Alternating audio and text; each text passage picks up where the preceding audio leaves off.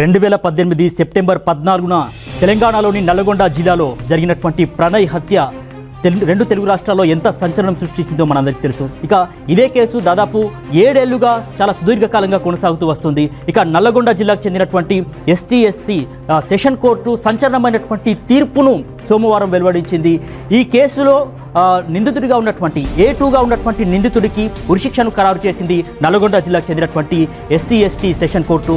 ఇక ఏదైతే పరువుకు సంబంధించినటువంటి హత్య ఇది దాదాపు అంటే 2018 సెప్టెంబర్ 14న ప్రణయ్ తన భార్య అమృతను గర్భవతిగా ఉన్నటువంటి తన భార్య అమృతను తీసుకొని ఆసుపత్రికి వెళ్ళి తిరిగి వస్తున్నటువంటి క్రమంలో దుండగులు అతనిపై విచక్షణారహితంగా దాడి చేశారు. అక్కడికక్కడే అతన్ని చంపేయడం జరిగింది. అయితే ఈ కేసుకు సంబంధించి అప్పుడు ఎస్పీగా ఉన్నటువంటి రంగనాథ్ ఇప్పుడు ఉన్నటువంటి హైడ్రా కమిషనర్ ఎవరైతే ఉన్నారో అప్పుడు నల్గొండ జిల్లాకు సంబంధించి ఎస్పీగా ఉన్నారు.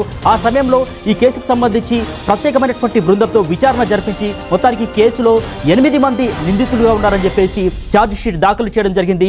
ఆ పోస్ట్ మార్టం రిపోర్ట్ను కావచ్చు, ఎవిడెన్స్ను కావచ్చు, ఆ సాక్ష్యాధారాలను కావచ్చు, వాటన్నిటిని కూడా కోర్టుకు సమర్పించడం జరిగింది. కోర్టు కూడా దాదాపు 120 మందిని ఈ కేసుకు సంబంధించి మరి విచారణ కూడా చేయడం జరిగింది. సో మొత్తానికైతే ఈరోజు ఈ కేసుకు సంబంధించి సుదీర్ఘ వాదనల తర్వాత మరి 8 మందిలో మరి A2గా ఉన్నటువంటి వారిని ఉరిశిక్ష అయితే ఖరారు చేయడం జరిగింది. A1గా చూసినట్లయితే ఎవరైతే ప్రణయ్ మామయ్య అంటే అమృత వాళ్ళ తండ్రి ఎవరైతే ఉన్నారో మారుతిరావు అతను ప్రధానమైనటువంటి నిందితుడు. అయితే అతను మాత్రం 2020లో ఒక హోటల్లో అతను సూసైడ్ చేసుకోవడం జరుగుతుంది. తను చాలించడం జరుగుతుంది. ఆ తర్వాత ఈ కేసు నడుస్తున్నటువంటి క్రమంలో మరికొందరికి జీవిత ఖైదును కూడా విధించింది కోర్టు. ఇందులో A2గా ఉన్నటువంటి పంజాబ్కు చెందినటువంటి సుభాష్ కుమార్కు మాత్రం ఉరిశిక్షను ఖరారు చేసింది.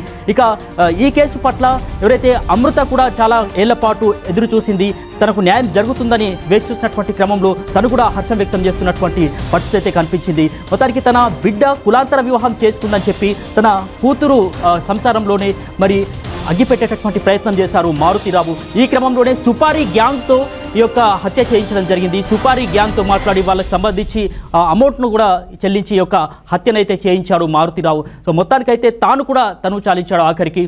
ఇప్పుడు అమృత మాత్రం వాళ్ళ మామయ్య వాళ్ళ ఇంట్లోనే అంటే తన పిల్లగాన్ని అంటే ఎవరైతే తనకు పుట్టినటువంటి బాబు ఎవరైతే ఉన్నారో తనతో పాటు వాళ్ళ మామయ్య వాళ్ళ కుటుంబంలోనే కొనసాగుతూ ఉంటుంది. సో ఇప్పటికైతే ఈ యొక్క కేసుకు సంబంధించి అయితే సుదీర్ఘ వాదనల తర్వాత సుదీర్ఘ కాలం తర్వాత నిందితుడికి మాత్రం ఉరిశిక్ష అయితే ఖరారు చేసింది.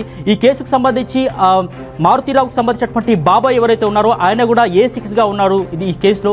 మొత్తానికైతే ఈ 8 మందిలో ఒకరికి అంటే ప్రధాన నిందితుడైనటువంటి మారుతిరావు ఇప్పటికే సూసైడ్ చేసుకున్నారు 2020లో. ఇక A2గా ఉన్నటువంటి సుభాష్ కుమార్కు పంజాబ్కు చెందినటువంటి సుభాష్ కుమార్కు ఉరిశిక్షను ఖరారు చేసింది. మిగతా వారికి జీవిత ఖైదును కూడా విధించింది.